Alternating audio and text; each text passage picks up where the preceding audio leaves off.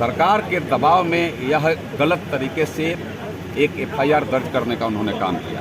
उस गाड़ी की बात करें, उस पर कोई डीजे भी नहीं था, उस पर साउंड बॉक्स और चोंगा रखा हुआ था और सरकार तो मुझे जान से ही मार देना चाहती थी। मंगला ने प्रेस विज्ञप्ति जारी करते हुए महाराजगंज सांसद जनार्दन सिंह सिग्रीवाल पर बनियापुर में एक प्राथमिकी दर्ज का प्रेस विज्ञप्ति जारी किया है। प्रेस विज्ञप्ति जारी में उन्हें साफ तौर पर बताया गया है कि बनियापुर में विसर्जन के जो मूर्ति का विसर्जन हो रहा था, उसी दौरान में कुछ लोगों के द्वारा वहाँ पर डीजे बजाया जा रहा था, जो कि ट्रैक्टर पर सवार था और ध्वनि प्रदर्शन किया जा रहा था। इसको लेकर जो कि बिना अनुमति का, बिना किसी आदेश से ही वो प्रोसेशन निकाला गया था, जिसको वहाँ के प्रशासन ने उन्हें बाज़ाब्ता रोका और रोका ही नहीं बल्कि पूरे ट्रैक्टर और डीजे सहित पूरे उसको 2 ट्रैक्टर को जब्त कर लिया गया, जिसके बाद से वहाँ पर हंगामा शुरू हो गया।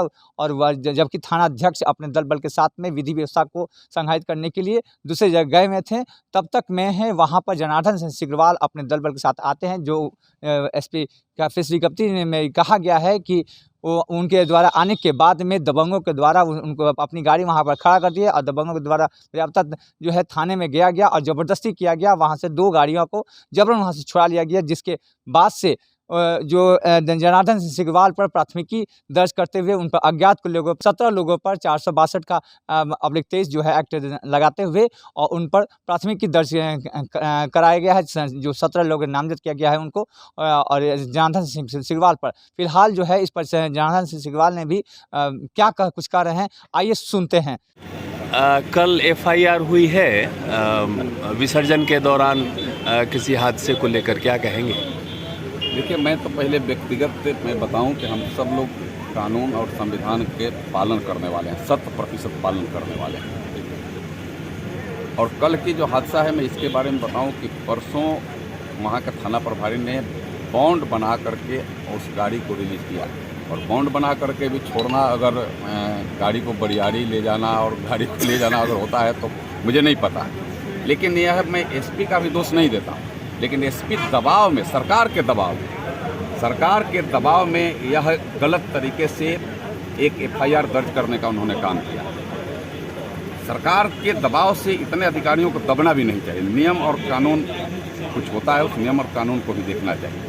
और यह सरकार इस तरीक़ा से बौखलाई हुई है। एक तो हम सब यह लिमिट है कि ठीक है, आप जिस गाड़ी की बात करें उस गाड़ी पर तो मैंने पता लगाया, उस पर कोई खाली साउंड बॉक्स और चोंगा रखा हुआ था। वो क्या बोलते हैं, जो उसको डीजे भी नहीं था, उस पर साउंड बॉक्स और चोंगा रखा हुआ था। जहाँ की घटना बता रहे हैं, दूर दूर तक आदि अनंत से कभी वहाँ सांप्रदायिक बात भी नहीं हुई।